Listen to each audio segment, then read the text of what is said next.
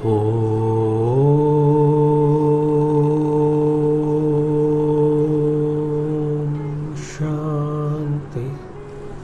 शांति शांति।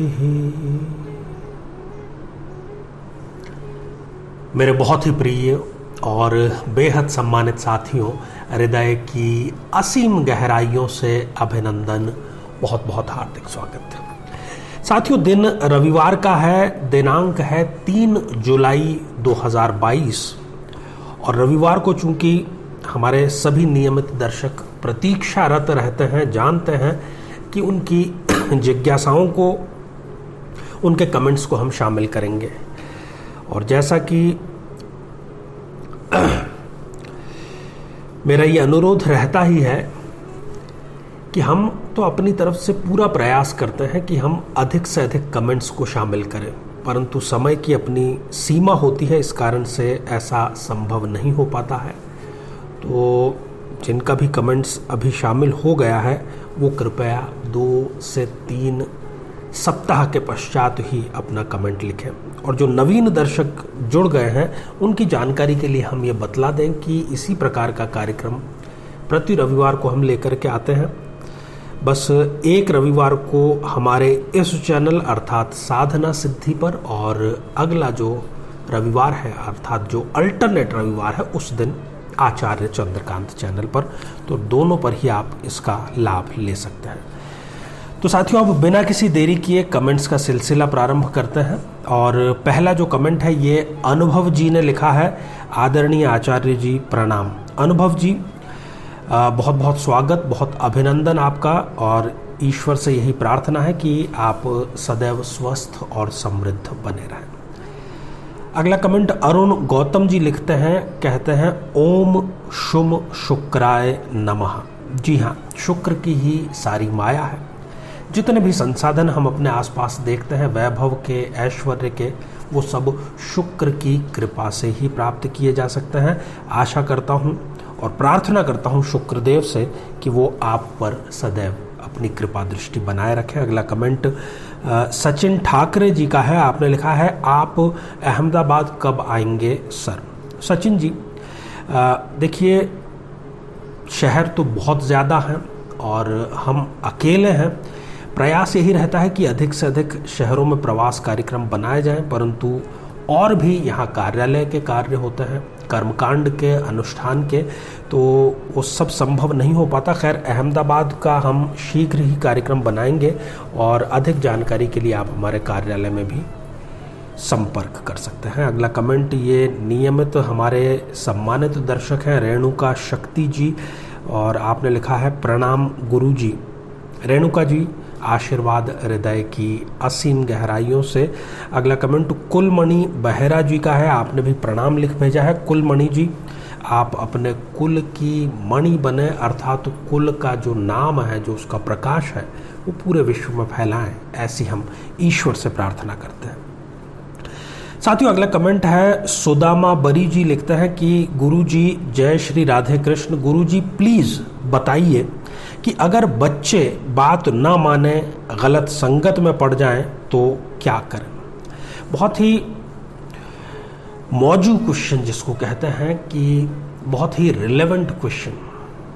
ज़्यादातर माता पिता इस समस्या से दो चार होते हैं, और आपके साथ ही मैं सभी ऐसे माता पिताओं से जिनको ये गलत संगत वाली और उनके बच्चे जो हैं वो किसी भी प्रकार से यदि बात नहीं मानते हैं, तो एक बड़ा ही साधारण सा प्रयोग आप करें कि बच्चे का जो जन्मदिन है, अर्थात सोमवार, मंगलवार, जिस किसी भी वार को उस बच्चे का जन्म हुआ है, उस वार से प्रारंभ करते हुए लगातार 9 दिनों तक रोज़ाना एक बार सुंदर कांड का आप पाठ करें, और आप देखेंगे कि 9 दिन के भीतर ही गलत संगत से वो हटना शुरू हो जाएगा, उसको अपनी जिम्मेदारी का एहसास होगा और वो आगे चल कर के एक अच्छा इंसान बनेगा। साथियों, अगला कमेंट बबीता जैन जी का है। गुरुजी, मेरी जन्म कुंडली और चंद्र कुंडली अलग अलग बनी हुई है, इनमें से कौन सी कुंडली देखें? जिस रिलेवेंस में आपने ये प्रश्न किया है बबीता जी, तो आपको जन्म कुंडली ही देखनी चाहिए। अगला कमेंट, ये भी हमारे बड़े ही नियमित दर्शक हैं, संजय फुलवारे जी हैं। आपने लिखा है कि प्रणाम आचार्य जी। संजय जी, आशीर्वाद हृदय की असीम गहराइयों से।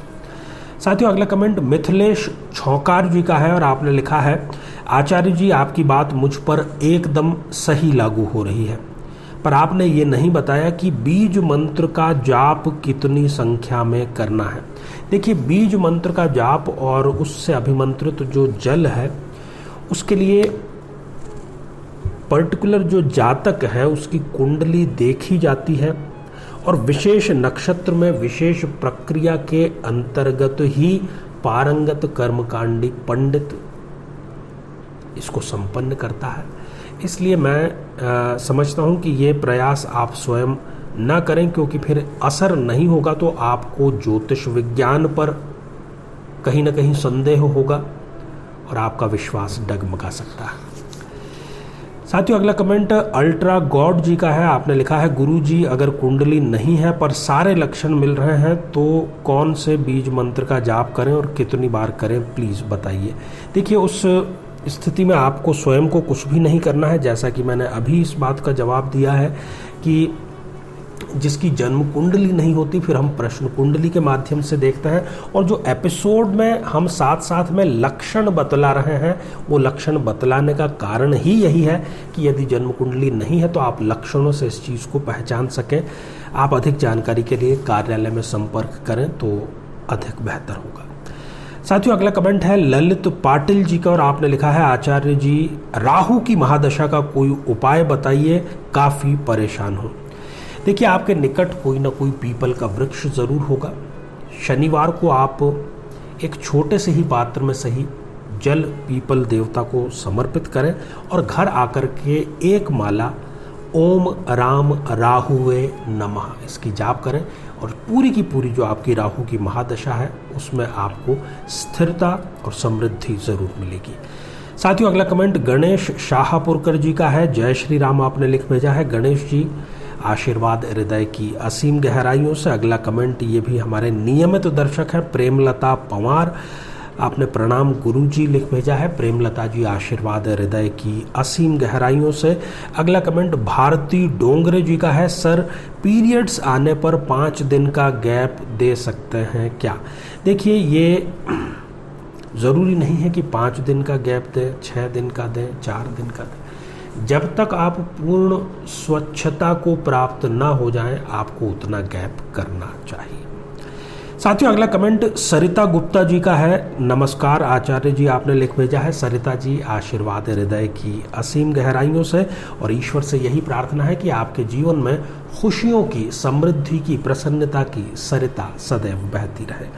अगला कमेंट विक्रम सिंह जी, जय श्री राम लिख भेजते हैं। विक्रम सिंह जी, आशीर्वाद हृदय की असीम गहराइयों से। और अगला कमेंट देवराज सुमन जी का है। गुरु जी प्रणाम, कोई रोग ना हो इसका उपाय बताइए जिससे रोग से बचा जा सके। बिल्कुल सही, आपके विचार बिल्कुल ठीक है, पर देखिए, ये जिस शरीर में हमारी आत्मा विद्यमान है वो नश्वर है। कोई रोग ना हो तो ऐसा तो नहीं होगा कि व्यक्ति खड़े खड़े गायब हो जाएगा। जैसे जैसे उसकी आयु बढ़ेगी वैसे वैसे उसके शरीर का कोई ना कोई अंग क्षतिग्रस्त भी होगा, बीमारीग्रस्त भी होगा। हाँ, एक बात ज़रूर कर सकते हैं कि नियमित व्यायाम के माध्यम से, शाकाहार के माध्यम से, नियमित दिनचर्या का पालन करने से और ग्रहों के उपाय करने से, ये चारों उपाय यदि आप करते हैं तो बिल्कुल रोग आपके आसपास नहीं फटकेंगे। और हम हमारी श्रृंखला में जो अभी मेडिकल एस्ट्रोलॉजी पर चल रही है उसमें यही प्रयास कर रहे हैं कि एक एक करके रोगों के कारण और उसके निवारण आप तक लेकर के आए। साथियों, अगला कमेंट निखिल मेहरा जी का है और आपने लिखा है कि एक वीडियो पथरी के इलाज पर भी बनाइए। बिल्कुल बनाएंगे सीरीज और हमारा शोध कार्य इस पर जारी है, बहुत जल्द आपको देखने को मिलेगा। साथियों, अगला कमेंट जय श्री परिहार जी लिखते हैं कि टॉन्सिल और स्टोन के लिए भी आप कुछ बताइए, डॉक्टर ने ऑपरेशन का बोला है। जय श्री जी, थोड़ा सा आप इंतज़ार कीजिए और इस पर श्रृंखला हम लेकर के आ रहे हैं और ऑपरेशन बिल्कुल भी आपको कराने की आवश्यकता नहीं है। इसकी बजाय जो कच्ची हल्दी है, अब वो कच्ची हल्दी ज़्यादातर सर्दियों में आपको बाज़ार में देखने को मिलती है, और या फिर अभी तो सर्दियां हैं नहीं, तो जो खड़ी हल्दी होती है उसको आप थोड़ा सा घिस करके 1 चम्मच जो टीस्पून होता है वो हल्दी का आप एक प्रकार से जूस कहें या रस कहें, उसको आप अपने मुंह में रख लीजिए। जो भी टॉन्सिल से परेशान है या गले के किसी भी प्रकार के इन्फेक्शन से परेशान है, और उसको अपने मुंह में रहने दें। उसको अंदर आपको गटकने की आवश्यकता नहीं है, ना उसको बाहर थूकने की आवश्यकता है। वो अपने आप स्वतः ही एक लार के स्वरूप में, एक तंतु के स्वरूप में आपके गले से अंदर प्रवेश कर जाएगा, और मैं समझता हूँ कि केवल 3 दिन के भीतर आपको भयंकर टॉन्सिल से भी निजात मिल जाएगी। साथियों, अगला कमेंट अभिषेक दुबे जी का है। गुरुदेव प्रणाम, अगर आप इस सीरीज़ को आगे बढ़ाएं तो बाल झड़ने के बारे में भी बताइएगा। बिल्कुल अभिषेक जी, ये भी हमारी लिस्ट में शामिल है। कमेंट करने के लिए आपका बहुत बहुत धन्यवाद। अगला कमेंट पूजा जी का है। आपने लिखा है, आचार्य जी, मेडिकल एस्ट्रोलॉजी की इस श्रृंखला प्रारंभ करके आपने हमारा मार्गदर्शन किया, उसके लिए आपको कोटि कोटि धन्यवाद। पूजा जी, किसी को भी स्वास्थ्य लाभ मिलता है तो मेरे लिए उससे बढ़कर के धन्यवाद और कुछ नहीं होगा। ईश्वर आपकी सभी मनोकामनाएं पूर्ण करें, आप स्वस्थ और समृद्ध बने रहें। अगला कमेंट चितेश चंदन जी का है। आपने लिखा है, सफ़ेद दाग पर भी एक वीडियो बनाइए। बिल्कुल, बहुत अच्छा आपका सुझाव है, और इस पर आपको आने वाले दिनों में ज़रूर संपूर्ण रूप से इसके कारण और निवारण का जो जानकारी है वो अवश्य मिलेगी। साथियों, अगला कमेंट प्रणिका मीनू गुप्ता जी का है, और आपने पूछा है कि गुरुजी बीज मंत्र कैसे करें और कितने करें। देखिए, ये कुंडली टू कुंडली वैरी करता है, और इसीलिए मैंने पहले भी अभी आपसे प्रार्थना की, फिर मैं निवेदन कर रहा हूँ, जो भी लोग देख रहे हैं, कि किसी भी बीमारी का सदैव एक कारण नहीं होता। जितने भी कारण हैं वो कुंडली में उस एपिसोड में बता रहे हैं। उस एपिसोड से मिलता जुलता कोई आपके सारे लक्षण मिल रहे हैं तो आप संपर्क करें, और हम स्वयं इसमें आपका साथ देंगे।